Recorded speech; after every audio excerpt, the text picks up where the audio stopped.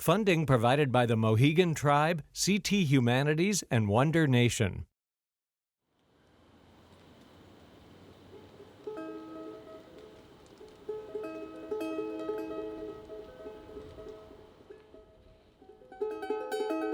To the Narragansett people, land is much more than just like a place, right? It's actually a place world.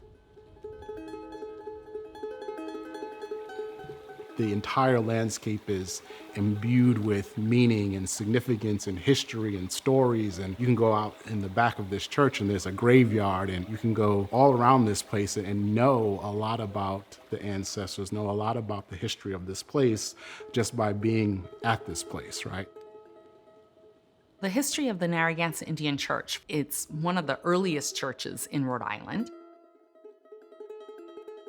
We utilize the church for our own betterment as a place to meet and a place to gather. If you actually go to the church, you'll notice that the pulpit is right behind the window that's in between the two front doors. Most churches, the doors are in the back. We have our doors in the front, and as it's always been told to us from oral history, in the colonial times when we weren't supposed to be gathering to talk about political issues of the day, economic issues of the day, the concerns of the day, whoever was up on the pulpit talking was the only one that couldn't see anyone approaching. And if anyone in the quote-unquote congregation broke into a hymn, that meant stop talking about the issues that we were talking about because someone's approaching that shouldn't hear it. And so these were strategies that our ancestors did in order to ensure our continuation. And as a grandmother myself, that's important to me. Everything that I do is important for the next generations that come. And our ancestors did that. They ensured that we're here today.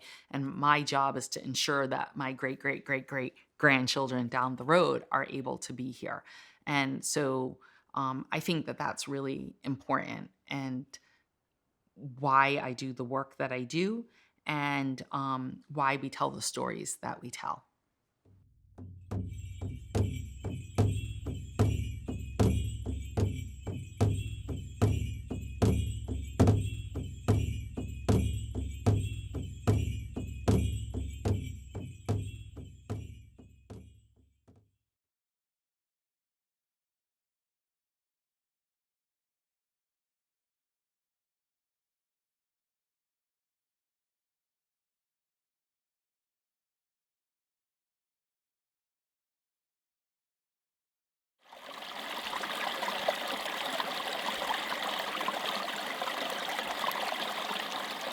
It was probably the best place to be in the world at the time.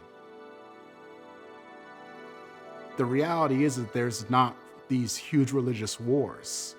The reality is that there's not these endemic diseases. They come later, but when we're talking about pre-contact, that doesn't exist.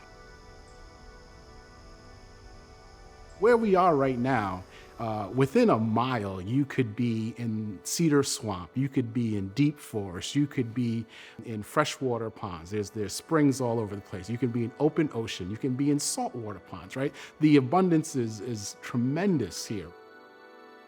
If I had a choice, I would much rather be in the Dawnland, probably than anywhere else in the world. The shape and sizes of the colonies and later states come pretty much out of the reality that those were the dominions and domains of the indigenous communities. When the Pilgrims, the Separatists, or the Puritans come and they interact with the Wampanoag or the Massachusetts, and they start to have their relationships and alliances, they're gonna try to claim the territory that the Wampanoag and Massachusetts claim.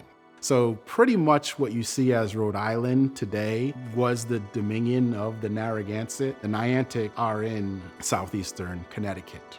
One of the things that pushes the Niantic and the Narragansett to be such a tight confederacy is the Pequot, right, that are kind of pushing against the Niantic dominion. The Northeast was, in fact, among the most diverse, heavily settled, and prosperous parts of North America at the time of European contact to begin with.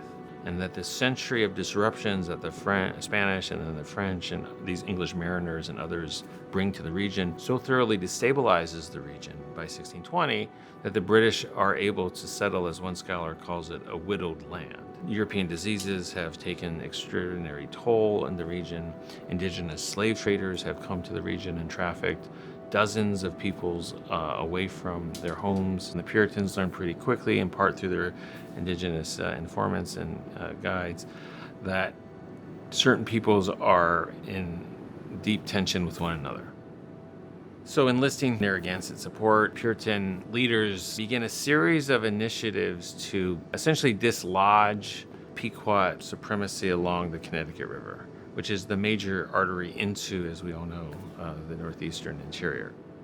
The Pequots are powerful, they're concentrated, and they put up relative resistance initially in some of these growing tensions. Puritan leaders mobilize a large military force that attacks the Mystic community in 1637 and burns and essentially destroys the largest, I think, concentrated village within the Pequot Confederacy. Survivors flee, captives are enslaved. Ironically or not, 1637 is an important date in the kind of founding of so many Connecticut towns. And many of the most kind of largest kind of ports communities of the region are established within, months or a year or so after the Pequot Massacre. The Pequot War is going to be framed as a just war. And this is important for English jurisprudence because in a just war, you can take land for sure, take treasure for sure, but also enslave people.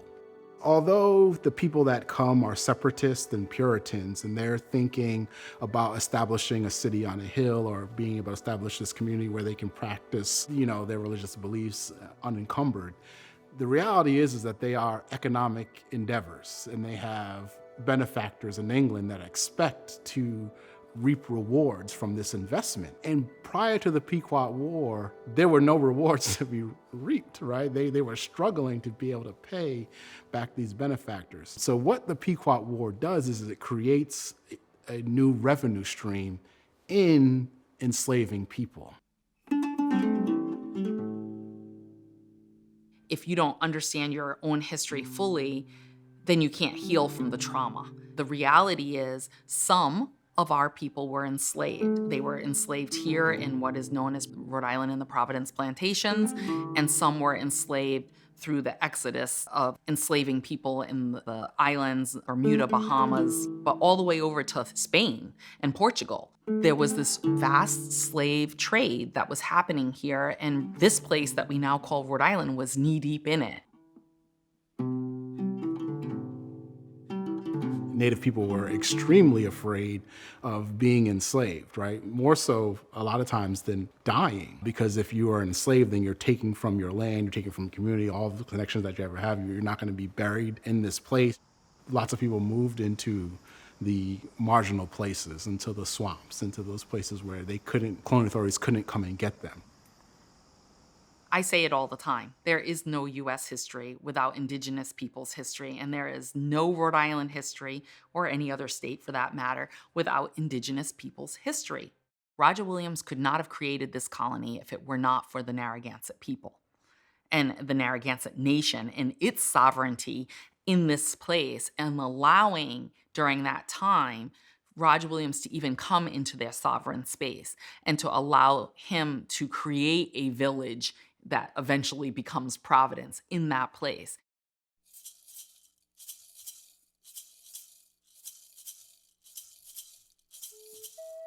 Conquest is about greed, power, and then there's entitlement. There's promoting fear and hate. We use the Declaration of Independence as an example of that because they had major goals of new appropriations of land, and so they call us merciless Indian savages whose known rules of warfare is an undistinguished destruction of all ages, sexes, and conditions. That's vilifying and dehumanizing Indigenous people. After the Revolution, a series of tropes develop about Native Americans that the Revolution itself establishes and that others build upon. This vision that Native Americans are so fundamentally different that they are merciless and savage forms a paradigm of American cultural understandings that expands across the continent and forms much of 20th century American culture. Other tropes establish Indians as being noble or kind of religiously in tune with the natural world. But here in New England, a really kind of disturbing trope emerges that locates Native peoples as being the last of their tribe.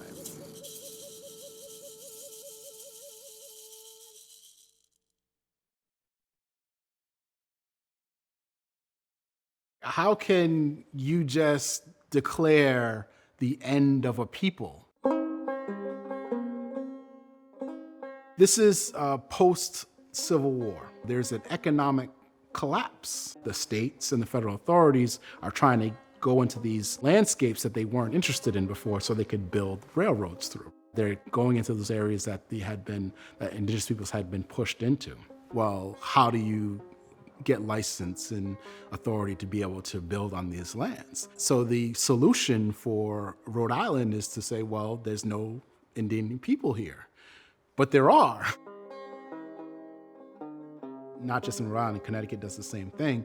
This huge campaign to delegitimize the indigeneity of Native peoples in this region by claiming that they're not Native because they're Black. Dispossession of land, dispossession of culture, dispossession of community, of identity. It's all of those things. And some of the ways in which they did that is to start erasing us. One of the ways to erase people was on official documents. So a gentleman would go into the regiment as Narragansett, as Indian, and come out of the regiment as colored mulatto, musty, or Negro. And so they were consistently and pervasively doing that by either taking our people away in enslavement, taking our children away in boarding schools, industrial schools, religious schools. And so then they would use all those techniques, and then they would say, we have dwindling numbers. So therefore, we are not enough people to be a people. When I was in school, they told us that the Narragansett didn't exist. So I'm sitting there in class, and my grandmother's at home, right? My mother's there. I know that we exist, but the idea is that we don't. And this is powerful because it's an act of erasure.